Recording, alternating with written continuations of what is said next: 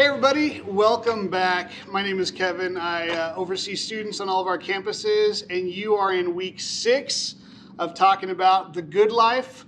Last week you talked about your words and how important it is to be a person who honors your word, and today we're going to talk about something a little bit more intense. But before we do that, I wanted to jump in.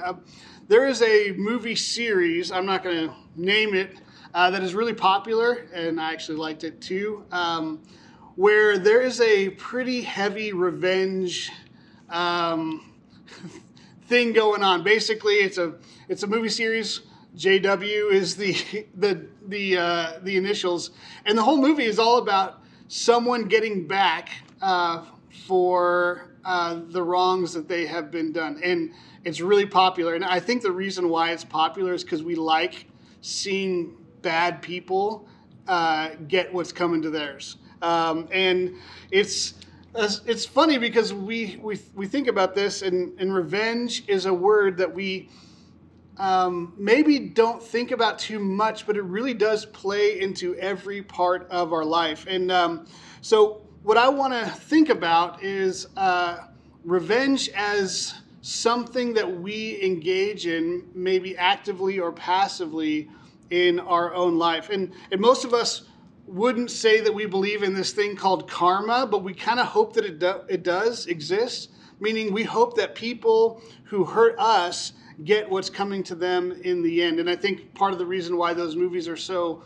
impactful and popular is because we really do feel empowered when we see somebody take revenge and make things even. So before we jump into the passage that we're studying, I want you to pause this video, and I want you to ask this question. When was the last time in your life, or a time in your life, when you felt like you really, really wanted to get even with somebody? What was that time? Share that in your groups, and then I'll come back in just a second. Okay, we're back. So the idea of getting even with somebody, maybe the idea of exploring that felt pretty good. I don't know about you, but when someone offends me, not just like says something that I don't want to hear, but really does something slighted against me, I want to get back with them, if I'm really honest. Maybe it's I want them to get found out. If they do something to me, I want the world to know what they did so that other people might actually go against them. I want their reputation to be ruined. I want their friends to be distant from them. I want to lose relationships or lose friendships. And I want them to feel bad. I want them to feel just as bad as I felt when they offended or slighted me by the things that they said or the things that they did. And if I'm honest, I want to do it at the level that they gave me, or even more, so that they feel worse in that level of feeling, that desire to get back. That's where revenge comes from, and it's something deep seated in the human condition. And it goes back as far as time goes, from the very beginning of creation, because we as humans have an innate desire for justice, meaning the right's being made wrong. The problem is what happens when we as humans take justice into our own hands. We make a mess of things.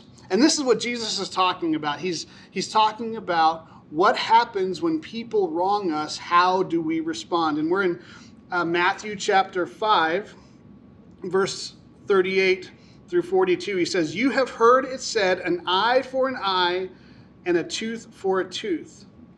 But I say to you, do not resist the one who is evil. But if anyone slaps you on the right cheek, turn to him the other also. And if anyone would sue you or take your tunic, let him have your cloak as well. And if anyone forces you to go a mile, go with them 2 miles. Give to the one who begs from you, and do not refuse the one who would borrow from you." Okay, so what are we talking about? So maybe you have heard this phrase before, an eye for an eye or a tooth for tooth. Basically, if someone hurts you, you should be able to hurt them back on the same level. And Jesus is addressing this because it's actually a fairly common thing that goes back, a phrase that goes back a long time. In Exodus chapter 20 or 21, Moses says that this is kind of the way that the way things should be. And he goes back even further. Other non-biblical sources like the Code of Hammurabi is one where this idea of an eye for an eye or a tooth for a tooth. And so Jesus is saying if we're going to live the good life, if we're going to enter into the kingdom, we have to have a different way of interacting with people who offend us or who hurt us. And he cites three very specific things. He talks about it being slapped. He talks about being sued or taken into court. And he talks about having somebody force you to walk a mile. And these are very specific things that a first century Jewish person would have encountered. So the slap. What is going on here is if someone slaps you on the right cheek. Now, if you imagine in those days, if someone slaps you on the right cheek, they're using their backhand of their right hand to slap you across the face. This is not only painfully harmful. I don't know if you've seen those videos of slap leagues that are going on. This is not that. This is a slap across the right hand, or across your right cheek. This is really more of a form of disrespect, that they're dishonoring you in that culture. And so really this is an attack on your honor. And you can imagine what it feels like because you've had people probably say things about you. You've heard them talking about you, and you want to return the dishonor back to them. You want them to face the same level of dishonor as they give you. The second idea is this lawsuit. And what's happening is somebody is taking another person into court. And in those days, they didn't have bank accounts as much. And if you were poor, the last thing that you would have would be the clothes on your back. And you could actually sue somebody to take their clothes. And if you're very poor, that might even be the very thing you use to keep warm at night.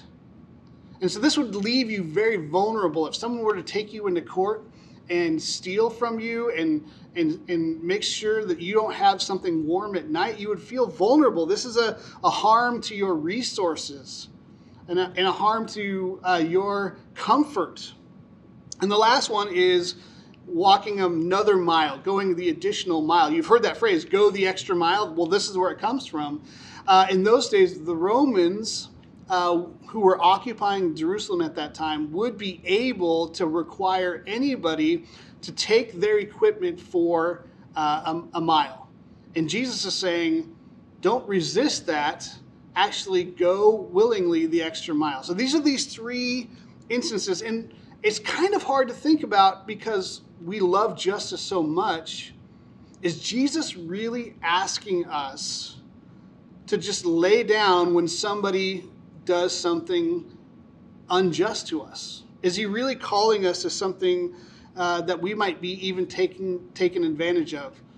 And on one sense, yes, he's asking us to lay down our rights and to not respond in the same way when someone hurts us, right? To break that cycle of violence and injustice and dishonor. But also, he's not really saying that you just take revenge, or he's not saying that you should just lay down and take it necessarily. What he's saying is your response to injustice should be different than the world's. He's saying that you shouldn't respond in the same way that you have been offended. So just like if you were being slapped or dishonored, our natural response would be to turn around and harm that person's honor or reputation.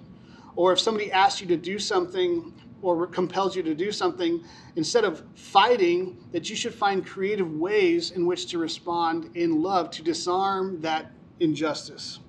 So it's that idea of we are not responding in the same way. Romans 12:19, Paul, he says this, he says, do not take revenge, my dear friends, but leave room for God's wrath, for it is written, it is mine to avenge, I will repay. And this is where it comes back to our urge to have injustice or to redo injustice, turn it back on the other person. That urge really belongs to God, who is perfect and holy and just and good, and who actually can do that without messing with the kingdom of God. So God can actually do justice well without thinking about it. So I want to pause right here, and I want you to ask this question in your group. Why is it hard to trust that God's justice will prevail in the end? Okay, so welcome back. So where do we find the courage, the patience, the energy to respond to injustice or hurt in a different way? Part of that starts with this idea of understanding and trusting that God's justice is going to prevail. When we believe that God's character is good and that he will, in fact, judge justly, we can leave retaliation and judgment to him and not exercise it in the same way. The second is that we take a look at Christ. Now, it's funny because Jesus mentions first getting slapped, mocked, getting taken to court unjustly, and being forced to walk an extra mile. And think about Jesus' last days on earth. When he was arrested, he was beaten and mocked by the Roman soldiers. And then he was taken into court where people unjustly accused him of things that he didn't do. He was tried, he was sentenced to death, and on his way to Calvary, he was forced to carry his own cross, a cross that he didn't deserve, a burden that was not his. He was forced to carry that. And he did all those things, just like he mentioned in this passage. He did them willingly. And the reason why he did them willingly is because he knew that by doing them, he could disarm the injustice of sin. He took our punishment. He took the revenge that we deserved on himself, the wrath that we deserved on himself. And when we realize that Jesus took those things, we can look at the person who offended us, the person who hurt us, the person who dishonored us, the person who may have caused us bodily or even physical, monetary harm. We can look in that person through the eyes of Jesus. And our eyes are transformed to that of grace. And when we understand God's grace, that we don't deserve to be treated the way that we are treated, that we can respond to injustice in a new way, in a God-honoring way, in a grace-filled way. We can love radically because Jesus loved us radically. And so this idea of revenge, something that is so close to the heart of us, gets transformed by the kingdom of God when we emulate and worship and love Jesus. We get to see people differently. And the kingdom of God lives in us. We abound with grace in how we treat those who wrong us. Thanks. Have a good one.